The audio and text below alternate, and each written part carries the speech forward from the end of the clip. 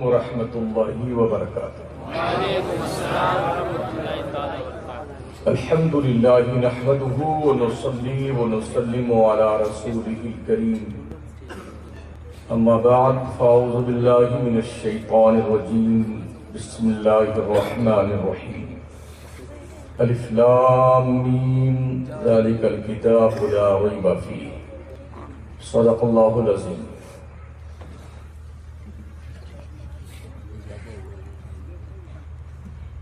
ایسا کچھ یاد آ رہا ہے کبھی یہاں جلسہ ہوا کرتا تھا،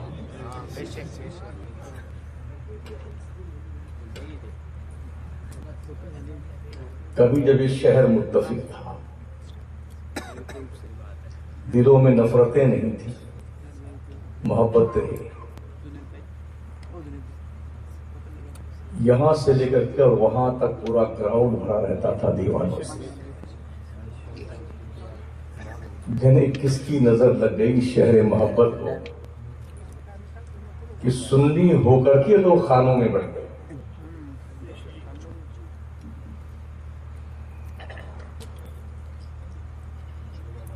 غریب نواز سرکار کا یہ فیضان ہے، میں جو کچھ بھی ہوں ان کی کرم نوازیوں کے توفیق۔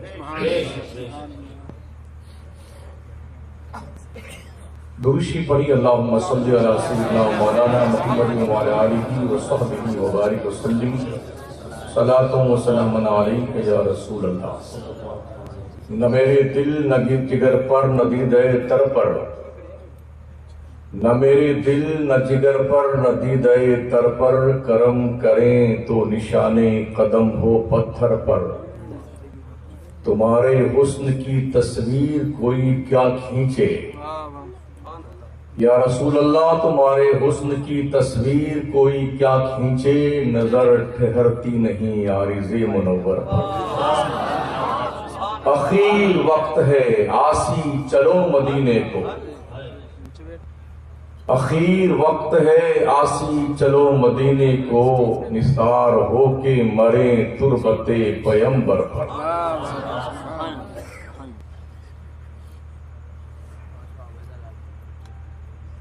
میں نے قرآن مقدس کے سورہ بقرہ شریف کی ابتدائی آیات تلاوت کی ہے۔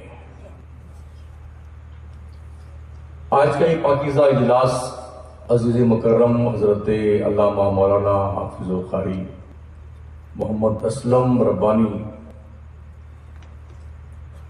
کی کوششوں اور کاوشوں اور ان کے رفقا حضرت مولانا قاری حافظ رمضان صاحب اور دیگر جو مدرسین ہیں، ان کی محنتوں اور قربانیوں کا ثمرہ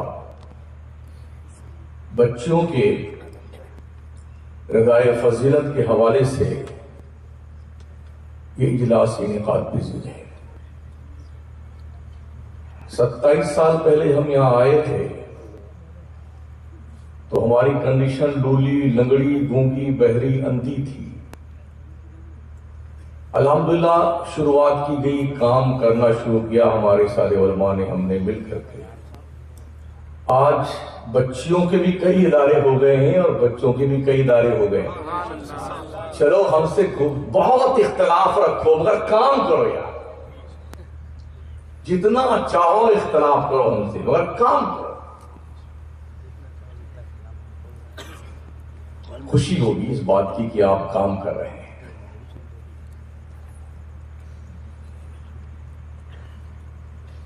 اللہ ارشاد فرماتا ہے الف لام میم ذالک الکتاب لا ریب فیہ، یہی وہ کتاب ہے جس میں شک و شبہ کی کوئی گنجائش نہیں۔ یہ اعلان اور یہ چیلنج 1450 سال پہلے سے اب تک ہے، کوئی مائی کا لال اس اعلان کے سامنے اب تک ٹک نہیں پایا ہے۔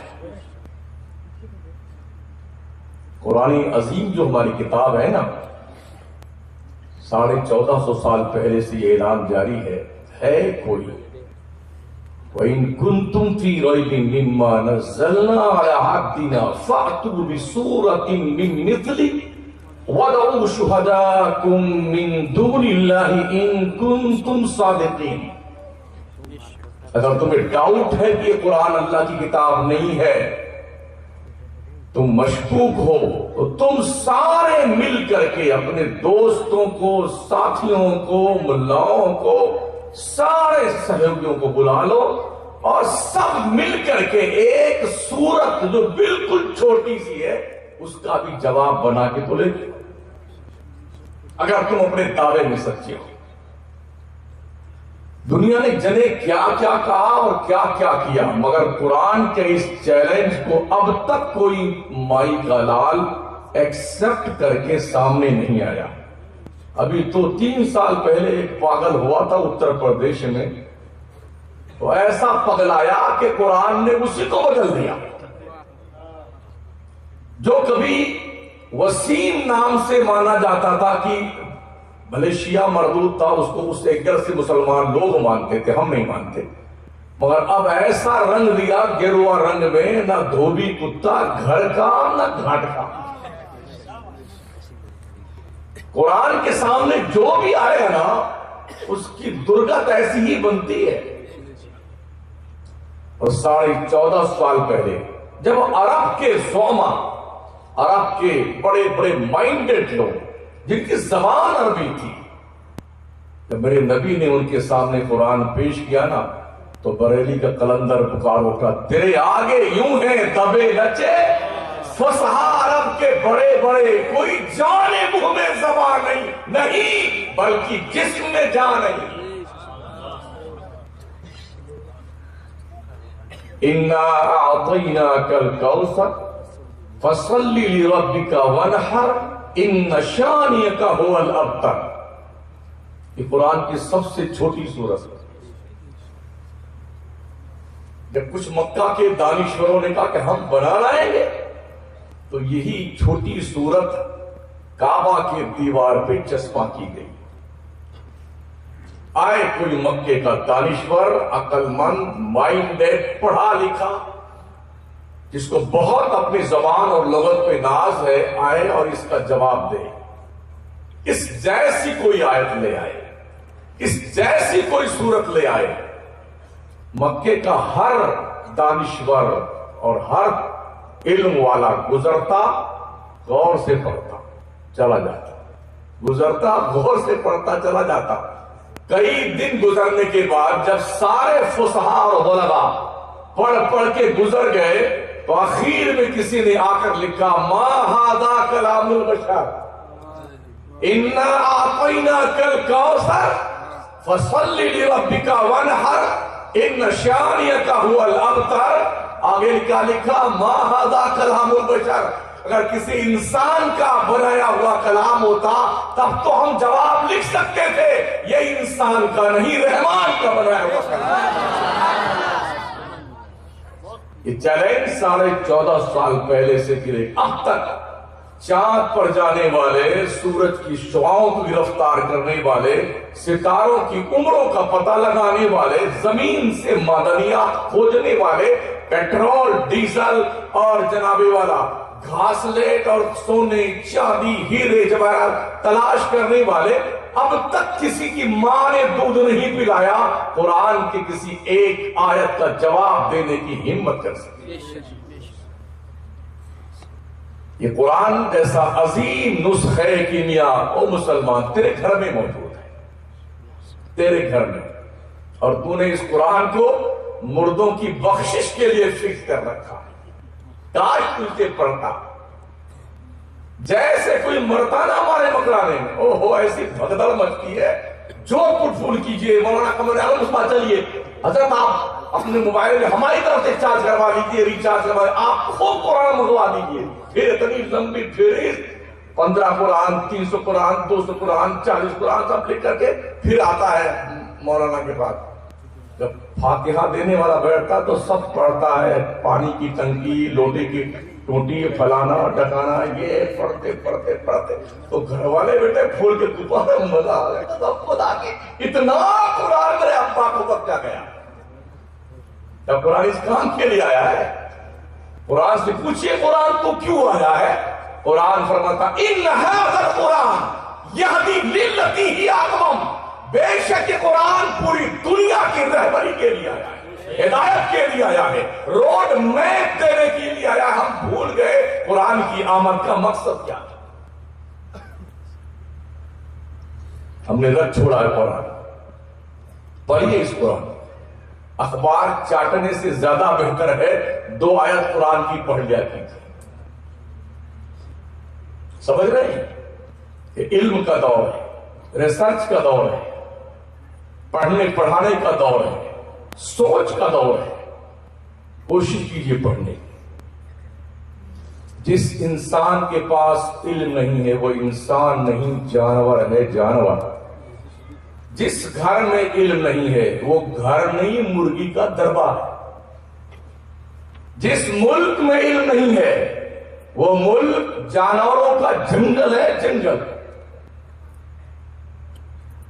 قرآن تمہیں پیغام دیتا ہے، اقرا، پڑھیے۔ کوالیفیکیشن کا پیغام قرآن نے دیا ہے، گریجویشن کا پیغام قرآن نے دیا ہے۔ جب بھی کسی بھی مخلوق پر محنت کی جاتی ہے تو وہ مخلوق اپنی صلاحیت اور قابلیت کی بنیاد پر بڑی قیمتی ہو جاتی ہے۔ آج کے 7-8 سال پہلے دلی میں ایک طوطا بکا تھا 9 کروڑ روپے میں، پیرٹ۔ سمجھتے طوطا کو؟ اور ٹیں بولتا نہیں، وہی 7 کروڑ 9 کروڑ روپے میں طوطا بکا تھا۔ 2-4 کلو گوشت ہوتا تب بھی سمجھ میں آتا یار، طوطا کتنا ہوتا؟ 100 گرام کا۔ اگر اس کے پنکھ اجاڑ دیا جائے نا تو 100 گرام بھی نہیں ٹھہرے گا بیچارہ۔ بھائی 9 کروڑ میں کیوں بکا؟ اس نے انسانوں کی اچھی اچھی بولیاں سیکھ لی تھی۔ جب انسان کوئی ٹرینر کسی طوطا پر، پرندے پہ محنت کرتا ہے تو طوطا اتنا قیمتی بن جاتا ہے۔ اگر ہم اپنے اشرف المخلوقات کی اولاد پہ محنت کریں، کیا انسان قیمتی نہیں بن سکتا؟ جہاں ہمارے دیش کا انٹیلیجنس بیورو فیل ہو جاتا ہے، اس کا دماغ کام نہیں کرتا ہے، تو وہاں کتا لایا جاتا ہے۔ ایئرپورٹ پہ، مال میں، اسٹیشنوں پہ، جہاں افواہ پھیلی کی کہیں بم رکھا ہوا ہے، سارے پولیس والے، CID وغیرہ وغیرہ سب تھک کر کے پریشان ہو گئے تو کتا کو لے کے آتے ہیں۔ اور جانتے ہو اس کتے کا مقام؟ اس کے گردن میں پٹا ڈال کر کے استنجا فرمانے کے لیے اسے پولیس والا لے کے جاتا ہے۔ چلیے جناب استنجا فرما لیجیے، باہر چلیے آج پخانا فرما لیجیے۔ کتا، اس کو اتنا سکھایا گیا ہے جو سونگنے کی چھمتا اس کی ہے، شام قوت جو ہے نا، سورس آف نالج، یہ قوت اتنی پاورفل ہے جہاں سب فیل ہو جاتے وہ سونگ کے بتاتا ہے کہ بم کہاں رکھا ہوا ہے، وہ سونگ کے بتا دیتا ہے کہ قتل کس نے کیا ہے، وہ سونگ کے بتا دیتا ہے کہ مقتول کی کنڈیشن کیا ہے، کتنے دن سے مرا ہوا ہے۔ کتے پہ محنت کی گئی ہے تو جانتے ہو پر ایئر نہیں، منتھلی لاکھوں روپے اس کتے پہ ہمارے ملک کا انٹیلیجنس خرچ کرتا ہے، پولیس کا ڈپارٹمنٹ خرچ کرتا ہے۔ کیوں؟ اس لیے کہ اس کو سکھایا گیا ہے نا، اس سکھائے جانے کی بنیاد پر وہ کتا اتنا قیمتی ہو گیا ہے کہ اب وہ کہاں سوتا ہے؟ گدے پہ، گدے پہ سوتا میاں، گدے پہ، موٹے موٹے گدے پہ، ایسی لگی ہوئی کتے کے لیے۔ میں نے دیکھا، بتا رہا ہوں، میں کوئی ایسی لاجک نہیں پیش کرتا جو باؤنس کر جائے۔ گدے پہ سوتا ہے، ایسی لگی ہوئی ہے، اور کھانے کے لیے کیا بڑھیا بڑھیا سامان کھلایا جاتا ہے اسے۔ اگر کتا اور طوطا پہ محنت کی جائے تو یہ جانور، یہ پرندہ اتنا قیمتی بن سکتا ہے۔ حضرت انسان، اگر تم اپنے بچوں پہ محنت کرو کیا تم قیمتی نہیں بن سکتے ہو؟ کرو نا محنت یار، ہاں دقت آتی ہے۔ کیوں محنت نہیں کرتے ہو؟ ہم کس پہ محنت کرتے ہیں؟ کبوتر اڑانے پہ۔ سویرے اپنے مکان کی چھت پہ آپ کھڑے ہو جائیں نا تو کتنے پگلائے ہوئے لوگوں کو دیکھیں گے، دیکھا نا آپ نے؟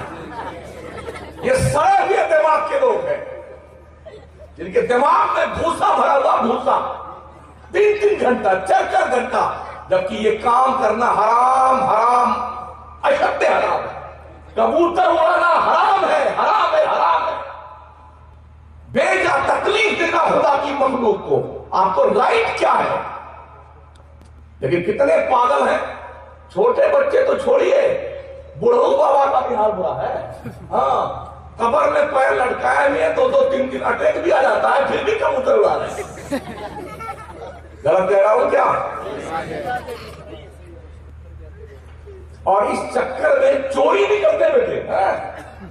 اس کا کبوتر اگر سکھایا ہوا دوسرے کا کبوتر بلا کے لے کے آ گیا تو چھپا کے رکھ لیتا ہے۔ اب تک 2 تھے، اب 3 کبوتر ہمارے ہو گئے۔ آم کے آم، گٹھلیوں کے دام، حرام خوری اور حرام کاری، اور اس پر بھی ہو میرا کبوتر 2 کبوتر اور لے کے آ گیا، تو تیرے ابا کبوتر لے کے آیا۔ سوچیے اور غور کیجیے، ہماری قوم کے لوگ کتا لڑاتے ہیں، تیتر لڑاتے ہیں، بٹیر لڑاتے ہیں، کبوتر اڑاتے ہیں۔ تیوہار کسی کا ہوتا ہے، ہولی میں ہم رنگ جانتے ہیں۔ تیوہار کسی کا ہوتا ہے، دن بھر پتنگ ہم اڑاتے ہیں۔ تیوہار کسی کا ہوتا ہے، اور یہاں سے لے کر کے جے پور تک وہاں پر دیوالی کا کی روشنی ہم دیکھنے جاتے ہیں پوری فیملی کے ساتھ۔ ٹوٹے نہیں جاؤ گے؟ عقلوں کے جو تار ہیں وہ کیا ٹوٹ گئے ہیں؟ یہ آئے دن تماشا ہوتا ہے، آئے دن۔ نہ بڑے کو کوئی فکر ہے، نہ بڈھوں کو فکر ہے، نہ جوانوں کو فکر ہے، نہ ماؤں کو ہے، نہ باپوں کو ہے، نہ کسی کمیٹی کو کوئی فکر ہے، کچھ نہیں۔ پریشان سب ہیں بیٹے، بولتے نہیں ہیں۔ جتنی کمیٹی آئے نا شہر مکرانہ میں، سب پریشان ہیں، سب دکھی ہیں، مگر ہم کیوں جائے کسی سے برائی بول لینے کے لیے؟ یہ کام تو صرف شمس الدین کا، بولے تو شمس الدین بولے، برائی دے تو شمس الدین برائی دے، گالی کھائے تو شمس الدین گالی کھائے۔ ابھی کئی ویڈیو لوگوں نے بھیجی ہیں، حضرت اس پہ آپ ہی بول سکتے ہیں۔ میں چولہے بھاڑ میں جاؤ تمہارے مجھے کچھ نہیں بولنا۔ ایک بار دیکھ لیجئے ویڈیو، ہم دیکھتے بھی نہیں، ہمارے پاس فرصت ہی نہیں ہے۔ کل جمعہ پڑھا کہ 8 گھنٹہ کا سفر کر کے ٹیکسی سے اندور، وہاں گئے اندور، تقریر کر کے پھر ٹیکسی سے 12 بجے آئے۔ پرسوں ناگور شریف میں تھے، فضائل اشرف جلسے تھے، اب یہاں بیٹھے ہوئے ہیں۔ صبح 10 بجے فلائٹ ہے جے پور سے لکھنؤ کی، پھر لکھنؤ سے کم 4 گھنٹے راستہ بستی کا، پھر اس کے بعد لکھنؤ، پھر لکھنؤ فلائٹ ہے جھارکھنڈ کی۔ ہم کو اتنی فرصت نہ یار، ہم نے 27 سال کھپا دیا اس شہر میں، 27 سال، اور ہم نے کام کیا ہے، کام۔ درخت اپنے پھل سے پہچانا جاتا ہے، یہ دنیا کا دستور ہے۔ یہ پھل ہے، چاروں طرف نظر اٹھا کے دیکھیے نا، کام کر رہے ہیں۔ ہمیں تھوڑی چھٹی ملی ہے، جب ہم آئے تھے شروع میں کرنے، تو ہم نے محسوس کیا کہ یار اس شہر میں جلسوں سے سنیت نہیں بچ سکتی، جب تک یہاں کے بچے نہ پیدا ہوئے نا مولانا حافظ قاری، تب تک اس شہر کی سنیت کو بچا نہیں جا سکتا۔ اس سلسلے میں ہم نے کوشش کری، اور پھر ہم نے وزن کی تنظیم کو جو ہے باضابطہ طور ترتیب دیا مل کر کے علماء نے، پھر ہم نے کوشش کی 1 سال تو باضابطہ طور پہ کہیں ہمارا ادارہ چلتا رہا، ادھر کیا نام ہے، کون سا روڈ ہے وہ، ہاں چمن پورہ مسجد کے پاس۔ اس کے بعد جو ہے پھر ایسے تتر بتر ہوئے، قریب سب نے پلہ جھاڑ لیا، اب اس میں صرف شمس الدین پھنسا ہے۔ لڑتے لڑتے لڑتے لڑتے لڑتے گرتے لڑتے گرتے الحمدللہ ہم نے مکرانہ کو خود کفیل بنا دیا۔ ہر گھر میں مولوی، مولانا، حافظ قاری، ہماری بھی کوشش سے بھی، اور بعد میں جو ادارے قائم ہیں ان کی کوششوں سے الحمدللہ اتنے پیدا ہو گئے، اب ہمیں تھوڑا آرام مل گیا ہے، یہ خود ہی لڑتے رہتے، لڑ کے حساب کتاب چکتا کر لیتے۔ ماشاءاللہ یہ دیکھیے سب بیٹھے سارے برکاتی، رضوی، اشرفی، نوری، ازہری، سب ماشاءاللہ بہت سارے موجود ہیں۔ تو ہمارے ہی بزرگوں نے فرمایا تھا اگر ہم اس قوم کے بچوں کو پڑھا دیں گے تو ہمارا کیا ہوگا؟ حضرت علامہ قمر عالم سب گواہ ہے اس بات۔ ایک مفتی صاحب تھے ہمارے شہر میں، ہم تو صرف طالب علم ہیں، سب مولانا مفتی جنے کیا کیا بنا دیتے ہیں، ہم اب بھی طالب علم ہیں، کل بھی طالب علم تھے اور مرتے دم تک ہم طالب علم ہیں، اسٹوڈنٹ۔ ہمارے نبی نے فرمایا اطلب العلم من المہد الی اللہ، ماں کی گود سے لے کے قبر پہنچنے تک علم حاصل کرتے رہو۔ ہم اسی دھرے پہ چل رہے ہیں جہاں سے علم ملتا ہے۔ علم اولاد آدم کا کھویا ہوا خزانہ ہے، جہاں سے ملے اسے لے لو۔ علم کسی کے باپ کی جاگیر نہیں، ہمارے باپ آدم کی جاگیر ہے، آدم کی۔ ہم اب بھی طالب علم ہیں۔ کوئی کہتا مولانا شمس الدین مفتی نہیں، بالکل نہیں ہے صاحب، مولانا بھی نہیں ہے، انسان تو ہے، یہ تو مان لو یار، مسلمان تو مان لو ایسا۔ اچھا جتنے مفتی بن کے آئے ہیں ذرا بٹھا دو میرے سامنے ان کو، ہم بتا دیتے ہیں کہ آئینہ دکھا کر کے۔ بات اس کی نہیں، تعلق کی نہیں، دکھ ہوتا ہے، کام نہیں کرتے، بدماشیاں زیادہ کرتے جاتے۔ ہم کب تک زندہ رہیں گے؟ مولانا قمر عالم کب تک زندہ رہیں گے؟ کام تو آپ کو کرنا نا یار، کام کیجیے، ہمارے نوجوان علماء کی ذمہ داری بنتی ہے۔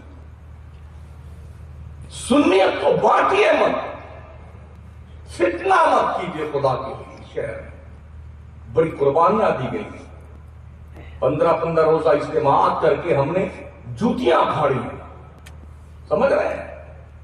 مسجد سنی جامع مسجد سے اس مدرسے تک آنے میں 2 ٹائم 3 ٹائم رات میں بچے بھاگ لیتے، بیٹھے تو پڑھنے والے 3 بجے رات میں بھاگ لیتے، بیٹھے زنجیر میں بندھے، زنجیر پہلے بھاگ لیتے، جانتے کہاں جا کے سوتے تھے؟ قبرستان میں 2 قبروں کے بیچ میں، وہاں سے پکڑ کے جا کے ہم لگ کے آتے۔ کچھ احساس نہیں تھا؟ وہ ہمارے قاضی صاحب بیٹھے رہے، یہ بھی اس وقت سیکریٹری تھے، پد پہ تھے۔ رات میں فون آیا، بھگو صاحب، 2 کمیٹی والے، چلو شمس الدین بھگو۔ ہم نے کتنی پیدل چل کے جوتیاں پھاڑ کے وہاں سے آتے تھے یہاں تک، رات میں دن میں 3 مرتبہ آتے تھے۔ کوئی تنخواہ دی ہم نے، ہم کو اب یہاں تو ایک فاتحہ کا لفظ بغیر 50 روپے نہیں نکلتا ہے۔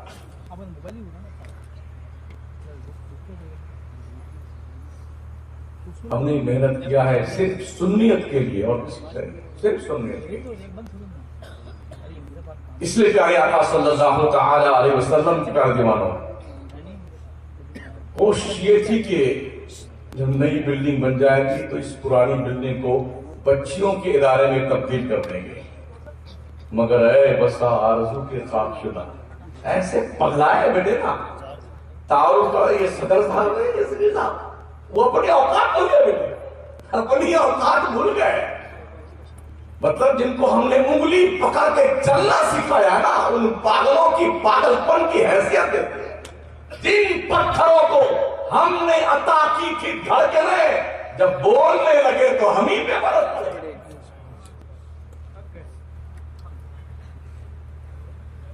یہ کنڈیشن ہماری ہے۔ اللہ کا بڑا احسان ہوا، اب تو بچیوں کے ماشاءاللہ کتنے ادارے قائم ہو گئے۔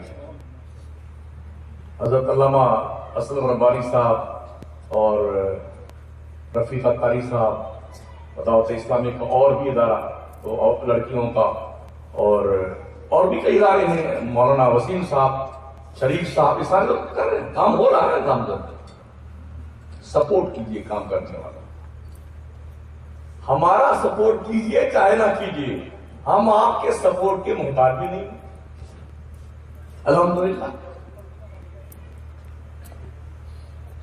اس لیے کہ لوگوں نے سوائے ہمارے ساتھ بدماشی کرنے کا اب تک نہیں دیا ہے۔ اللہ ماشاءاللہ، لیکن بہت کم ہے جو ہمارے خاص لوگ ہیں جن کی دعاؤں میں بھی دم ہے اور جن کے بازوں میں بھی دم ہے۔ کتنے طوفان آئے نا، ہمالیہ پربت بھی اکھڑ کے بھاگ جاتا، مگر ہم خود نہیں آئے تھے، خواجہ نے بھیجا تھا۔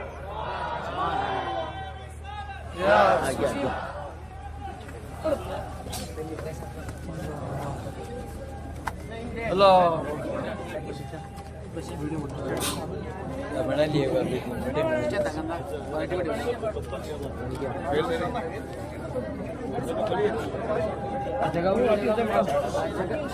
نعرے تکبیر، نعرے رسالت، نعرے رسالت، نعرے حیدری، نعرے حیدری، اولاد غوث اعظم، اولاد غوث اعظم حضرت علامہ سید کوثر ربانی صاحب قبلہ، نعرے تکبیر، نعرے رسالت، اولاد غوث اعظم، اولاد غوث اعظم حضرت علامہ سید کوثر ربانی صاحب قبلہ، نعرے تکبیر، نعرے رسالت۔ دیکھو دیکھو کون آیا، دیکھو دیکھو کون آیا، دیکھو دیکھو کون آیا، مسلک اعلی حضرت علماء اہل سنت۔ آپ حضرات سے گزارش ہے بھیڑ نہ کریں، حضرت کو آرام سے آنے دیں برائے مہربانی۔ آپ حضرات سے گزارش ہے حضرت کو آرام سے آنے دیں۔ آپ حضرات اسٹیج پہ آئیں گے،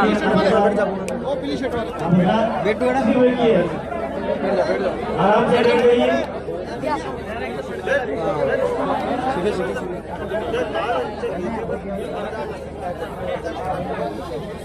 تمام حضرات سے گزارش ہے آپ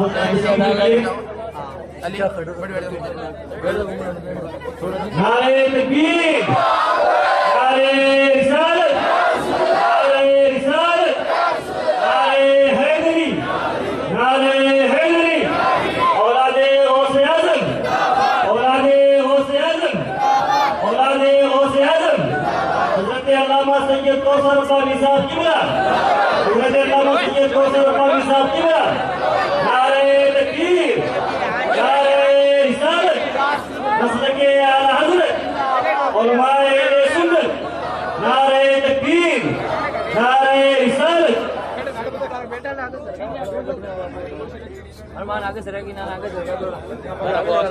تمام حضرات سے گزارش ہے آپ حضرات آرام سے تشریف رکھیے اور حضرت کے نورانی چہرے کی زیارت کیجیے۔ کہاں جائے گا؟ جگہ ہے گا تجھے آگے جانے کی؟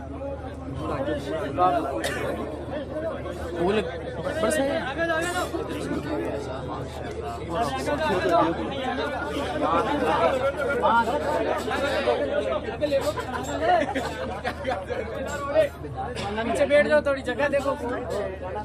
آپ لوگ وہاں کیوں کھڑے ہوئے؟ نیچے بیٹھ جاؤ، جگہ ہے ابھی تو بہت جلدی ہٹی آواز سے، بہت جلدی شرافت کے ساتھ بہت جلدی ہٹی آواز سے۔ ہاں بیٹھ جاؤ۔ وہاں کوئی کام نہیں تھا آپ لوگوں کا، جو چلے گئے تھے لوگ حضرت کو آرام سے آنے دیتے۔ اتنے لوگوں سے مسافہ بھی نہیں کر سکتے حضرت، تو جو کام 10 منٹ کا ہوتا ہے اسے آپ 25 منٹ میں آدھا گھنٹہ پورا کرتے ہیں۔ خود کے ماحول بگاڑتے ہیں، جلسے بگاڑتے ہیں۔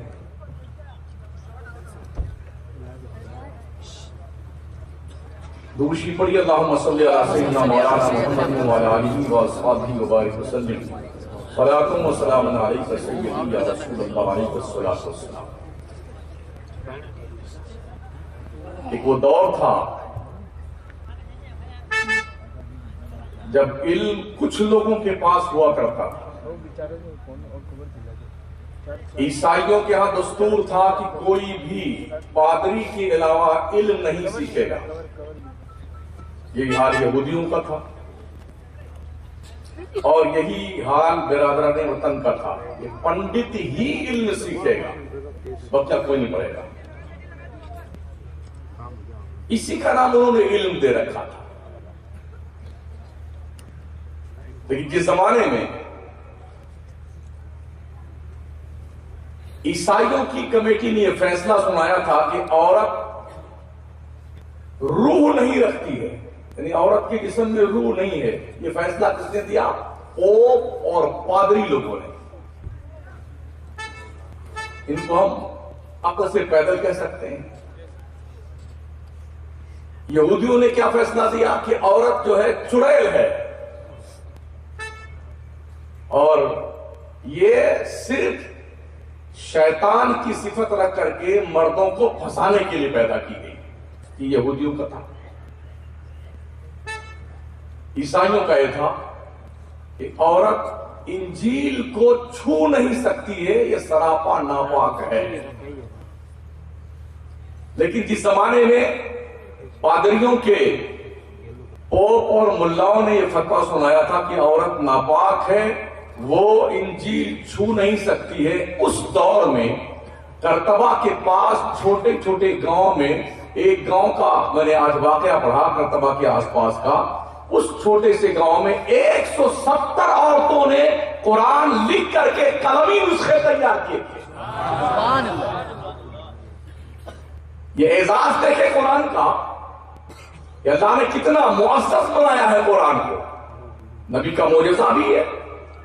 تو جس دور میں عیسائیوں کی تنظیموں نے، یہودیوں کی تنظیموں نے عورتوں کو پوتر کتاب انجیل تورات کو چھونے سے منع کر دیا تھا، ہمارے نبی سید عالم صلی اللہ تعالی علیہ وسلم کی تعلیمات کو عام کرنے کے حوالے سے یہ میسج پڑھنے کو ملا. میں آج ہی پڑھ رہا تھا کہ کرتبہ کی جامع مسجد کے قریب میں ایک چھوٹا سا گاؤں تھا، اس گاؤں میں 170 عورتوں نے قرآن مجید کا قلمی نسخہ تیار کر کے رکھا.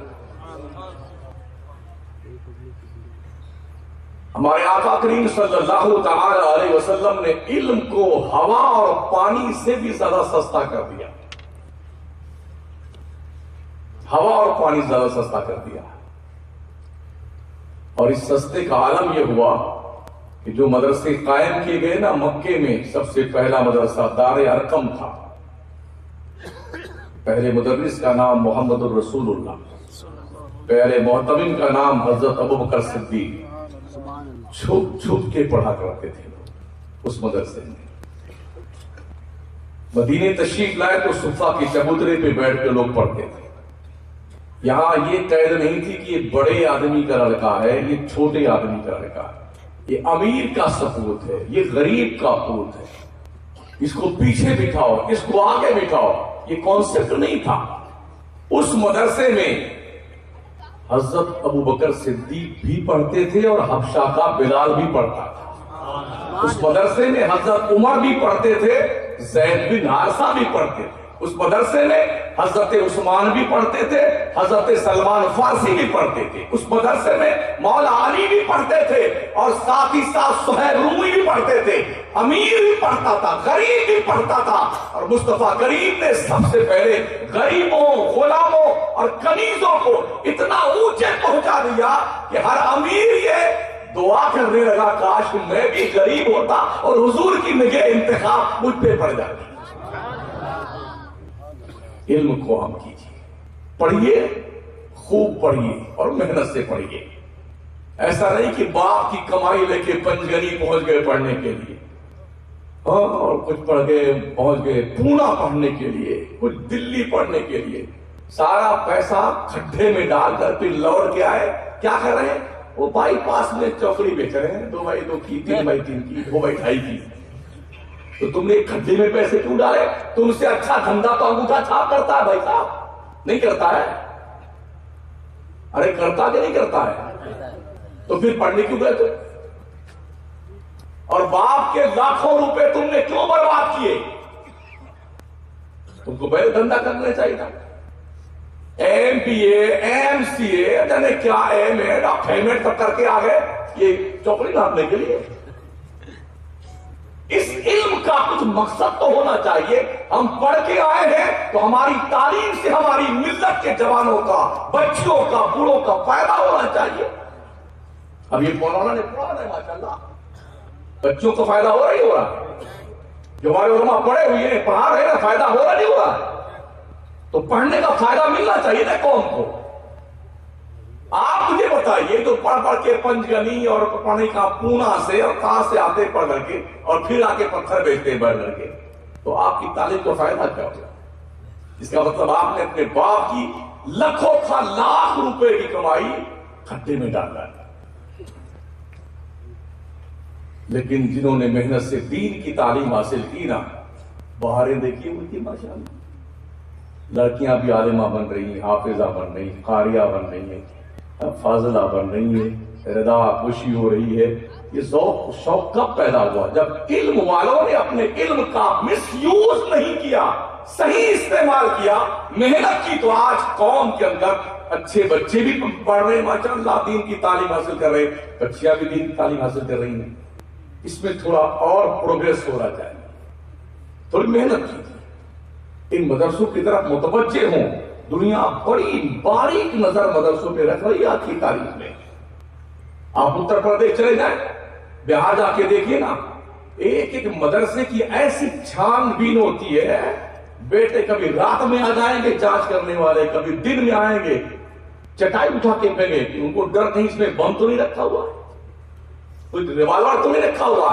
ارے جن مدرسوں کے پاس بیٹھنے کے لیے ٹوٹی چٹائی ہے اور پانی پینے کے لیے لوٹے سلامت نہیں ہے، وہاں بیٹے تم بم ڈھونڈ رہے ہو۔ یہی وہ مدرسے ہیں جہاں کے پڑھنے والوں نے اگر فتوے نہ دیے ہوتے نا تو اکھنڈ بھارت کی آزادی کا سپنا ساکار نہیں ہو سکتا تھا۔ علامہ فضل حق آبادی کسی کالج یونیورسٹی کے پڑھے ہوئے نہیں تھے، مدرسے کے پڑھے ہوئے مولانا تھے۔ جب انہوں نے فتویٰ دیا نا، پورے دیش کا ہندو، مسلم، سکھ، عیسائی ایک جٹ ہوا اور اپنے دیش سے انگریزوں کو کھدیر کر کے سب نے دم لیا۔ کس کا فتویٰ تھا؟ ایک مسلم کمانڈر کا، جو دین کا سپاہی تھا، عالم تھا، فاضل تھا، اس کا فتویٰ تھا۔ آج مدرسوں پہ نگاہ رکھی جاتی ہے، اتنی جانچ ہو رہی، میرا روز آنا جانا ہے، لگ بھگ 3-3.5 مہینہ ہو گیا۔ اتر پردیش، بہار، جھارکھنڈ، ویسٹ بنگال، اڑیسہ، مہاراشٹر، گجرات، سوراشٹر، کرناٹکا، پنجاب، یہ سارے علاقے میں دن کہیں رات کہیں، کشمیر، سب جگہ جا رہے ہیں، آ رہے ہیں، دیکھ رہے ہیں، سن رہے ہیں، پڑھ رہے ہیں۔ حالات بہت برے ہیں ہمارے مسلمانوں کے، بڑی محنت سے چھان بین ہو رہی۔ ایسا الٹا لڑکا دیا ہے، کم سے کم جو انرجی ہمارے مدرسین کی بچوں کے تعلیم پہ خرچ ہونی چاہیے، وہ انرجی کاغذات صحیح کرنے میں لگی ہوئی ہے۔ یہ صحیح ہو گیا تو اب یہ کالم بھرنا ہے، تو اب یہ کالم، اب یہ کالم بھرنا، رات دن اسی کام میں لگے ہوئے چاہیے۔ یہ کنڈیشن ہے۔ تو ایک طرف تو دشمن کی طرف سے یہ پہلی نظر ہمارے مدرسوں پہ ہے، اور دوسری طرف سے ہماری قوم اتنا لاؤبالی ہو چکی ہے، مدرسوں پہ توجہ نہیں دیتی ہے۔ جس دن مدرسے بند ہوئے نا، چہروں پہ داڑیاں نہیں دکھیں گی۔ جس دن مدرسے نہ رہے نا، مسجدوں کے مینار کا پتہ نہیں چلے گا، اذان کی آواز سننے سے کان ترس جائیں گے تمہارے۔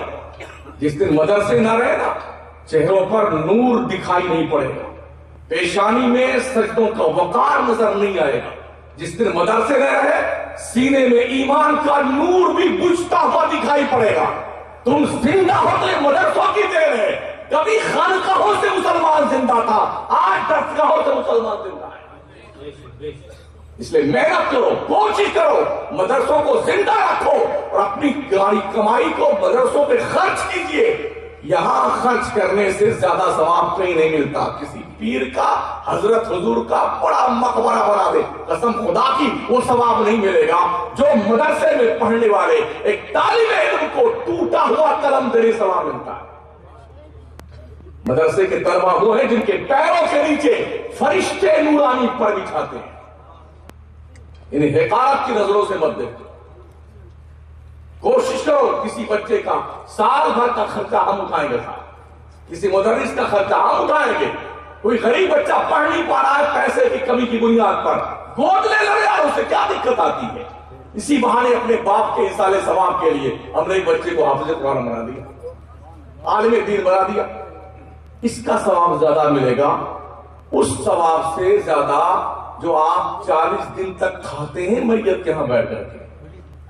اب تو ماشاءاللہ بڑی جنگ کی ہے، تو 3 دن پہ آ گئے ہیں لوگ.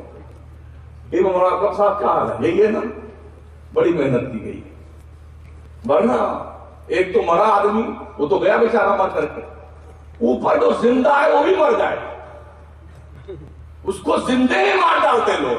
15 کلو گوشت آ جانا چاہیے, 20 کلو صبح میں, 30 کلو شام میں. بارمیر گیا تو دیکھا ایک آدمی کا باپ مرا, اس نے 14 لاکھ روپے خرچ کیے کھلانے پلانے پہ. بتائیے ہماری قوم کا یہ حال ہے. امام بخاری رحمۃ اللہ تعالیٰ علیہ 40 سال تک آپ نے صرف سوکھی روٹی کھائی تھی, اتڑیاں الجھ گئی, اور ہم کھا کھا کے اتنے مشٹنڈے بنے جا رہے ہیں نہ پوچھو گا. خدا کے لیے مدرسوں کو زندہ کیجیے, پڑھائیے, خود بھی پڑھیے, اپنے عالم کے پاس, اپنے امام کے پاس بیٹھ کر کے چاہے روز 2 مسئلہ سیکھیے, 1 مسئلہ سیکھیے. سال کے 365 دن ہوتے ہیں, ہر نماز کے بعد 1 مسئلہ سیکھیں گے نا, آپ اس کو ملٹی پلائی کیجیے, کتنا مسئلہ سیکھ لیں گے سال بھر میں آپ, جو آپ کے کام کا ہے. نماز کیسے پڑھی جاتی ہے, روزہ کیسے رکھا جاتا ہے, روزہ ٹوٹتا کب ہے, ٹوٹ جائے تو کنڈیشن کیا ہوتی ہے, کب صرف کفارہ دینا اور کفارہ اور جو ہے قضا دونوں کرنا ہے, یہ حکم کیسے چلے گا. طلاق دیے بیٹھے ہوئے ہیں, پتہ ہی نہیں کہ کس طلاق کا کیا حکم ہے. 1 دیا کہ 2, اور پہنچے تو 3 گولی اکٹھے مار دی, جاؤ کہانی ختم ہے. اور جب پرکریا کا پتہ چلتا تو حضرت میں نے ایسا نہیں کہا تھا, میں نے ایسا نہیں کہا تھا. بیٹے بہانے بناتے ہیں. اس سے دین سیکھیے, بہت ضروری ہے, بہت ضروری ہے. ابا مر جائے نا تو اس کو نہلانا سیکھو کہ کیسے مردے کو نہلایا جاتا ہے. انتظار میں مت بیٹھو, وہ نہلانے والا آئے گا تو وہی نہلائے گا. اگر ہم نے چھو لیا ابا کو تو کہیں پکڑ نہ لے ابا جی ہمیں.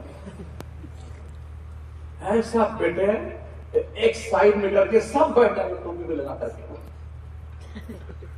اب بیٹھے ہر کوئی آ سمجھ کیجیے, ایسا آپ بھی کچھ کرم کیجیے. ابا حضور آپ کے ہیں,